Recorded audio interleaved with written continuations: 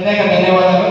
అలాగే మన ఆలాంధ్ర డ్రైవర్ అధ్యక్షులు గారు మరియు భాషా గారు, వెంకట శివ గారు అందరికీ ప్రత్యేక ధన్యవాదాలు.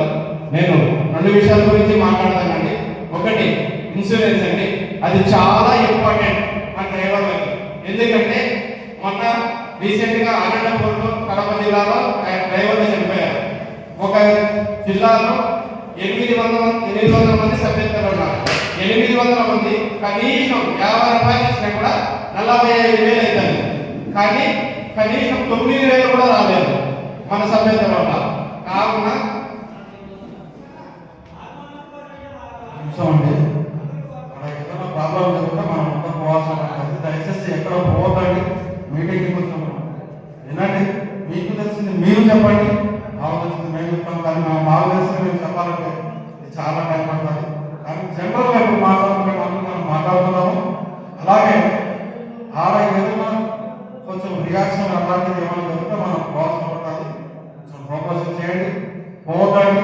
ఇది మన మంత్రుల కోసం అలాగే మన ఆలోచనలు కూడా మనం తెలియజేస్తున్నాము. ఓకేనా మిత్రమా? జై హింద్, జై భారత్. ప్రతి ఒక్క డ్రైవరు ఇన్సూరెన్స్ చేసుకున్నాం.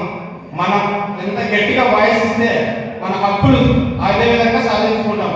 మనం నోరు మూసుకొని మనకి వదిలేని ఉంటే మన హక్కులు మనం సాధించుకోం.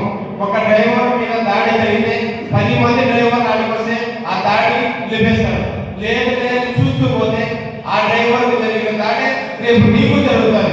ఇది ఖచ్చితంగా గమనించండి. మనకెందుకు అనుకుంటే రేపు కాకపోతే నీ దగ్గరికి వచ్చినప్పుడు కూడా వాళ్ళు అదే అనుకుంటారు. మనం ఈ పొద్దు చేసే సాయం నీకు కాకపోయినా నెక్స్ట్ డ్రైవర్ భవిష్యత్తులో ఎవరికైనా ఉపయోగపడుతుంది. నీ అడిగే వెనక ఎన్ని తరాలకు ఉపయోగపడుతుందో ఆలోచించండి.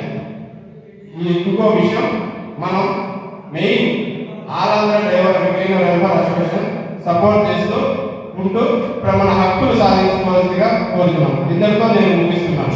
జై ఆలాంధ్ర డ్రైవర్